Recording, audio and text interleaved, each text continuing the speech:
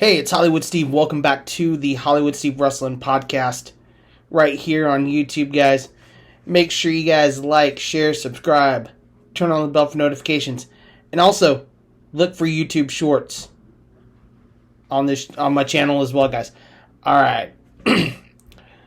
Money in the Bank is in the books, and I will say that it was a very, very eventful Money in the Bank. I was thoroughly pleased. I thoroughly enjoyed my time watching it. It was impressive. It was quite good. I will say I was very impressed. I was a little disappointed. I'll say that I was disappointed that LA Knight did not win the Money in the Bank, but I was happy for Damian Priest as well. At the same time, the guy deserves it as well as LA Knight. But I don't think this was the end for LA Knight for sure. No, he's still massively over, big time.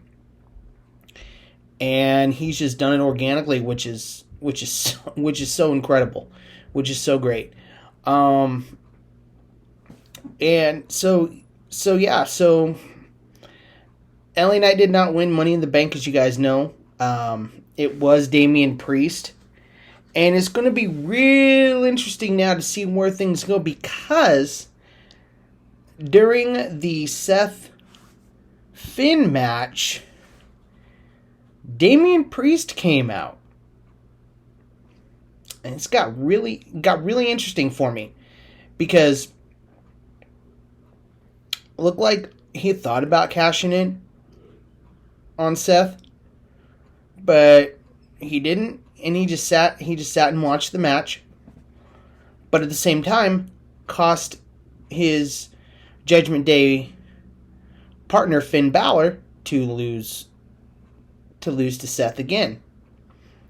And so, are we starting to show are they starting to show dissension between Judgment Day? Is that going to be something that's going to be discussed on Raw tonight? I don't know.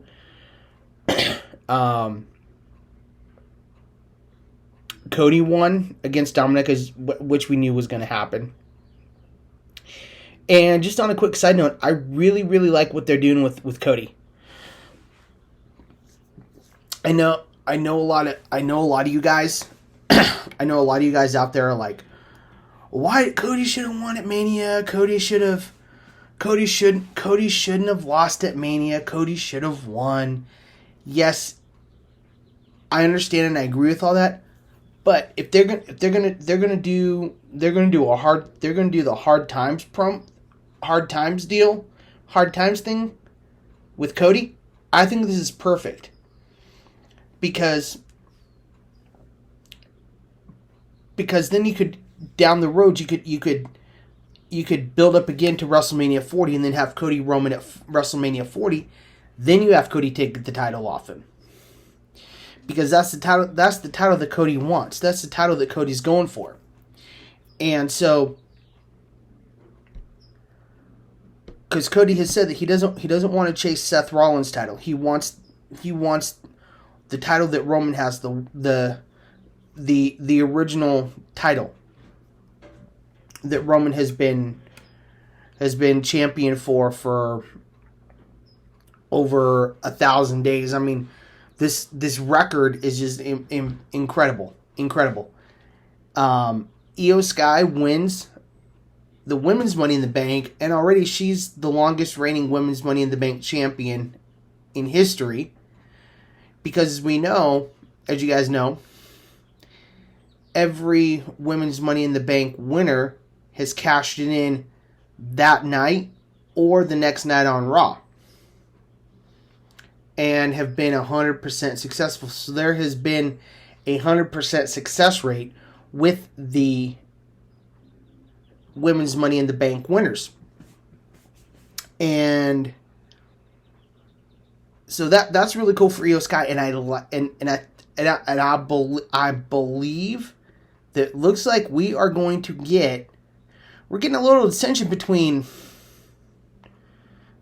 Io Sky and Bailey, and could this be this could be the start of the split up between Damage Control and Io Sky going off on her own. And I think that would be absolutely incredible for Io Sky, because Io Sky needs to go on her own. She was an incredible singles champion in NXT. She had the longest but she did hold the title for quite a while. She didn't have the longest reign. That still belongs to Asuka. But she's up there with her title reign. And so I think that I think we're gonna start playing here the split of Damage Control and Io and Bailey going off on their own. And in a surprise heel turn, well, I guess not heel turn because, well, I don't know, but in a surprise turn, let's just say, during the women's tag match, Shayna Baszler turned on Ronda Rousey after the match. Or during the match. Not after the match. During the match. She turned on her own tag team partner, kicked her teeth in, and then put her in the Kabuto clutch, Karabuta clutch, and then walked away. And Raquel hit her finisher. Liv hit Oblivion, and we have new tag team champions. Now, my question though is, I thought last week that we unified the titles. Now, I did not see the NXT women's titles on Shayna and Ronda when they came out, which I thought was very interesting. Let me know your guys' thoughts on that. Because last week they had a unification match. So I thought that they unified them. But interesting. So that's an interesting thing there. Then, oh my gosh. Okay. The Civil War between the Usos and Roman Reigns and Solo Sikoa, the Bloodline Civil War. Oh, baby.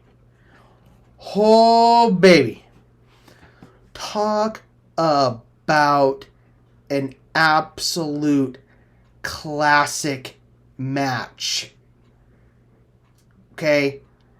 This match ruled. This match was a banger for sure. Okay?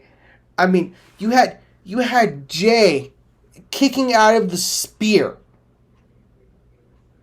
Okay? Yeah, people have kicked out of the spear, but the fact that it was Jay was because Roman has said they're going to be spiked, stacked, and pinned. Right? That didn't happen. Jay and Jimmy took out Solo. They super kick Roman. They hit their finisher. And who's the one to pin Roman? Jay Uso, man. Main event Jay. Jay is the one to pin his own cousin. His first pinfall in 3.5 years. Roman has not lost in 3.5 years until Saturday. Wow. and to have Jay be the one to do it, that's incredible. And they're already talking Jay Roman at SummerSlam coming up in August, and I can see that. I would definitely be down for that. Jay and Roman for the title. Obviously, Jay doesn't win because you still want Cody Roman at WrestleMania 40, but you have Jay you have Jay take Roman to his limit, and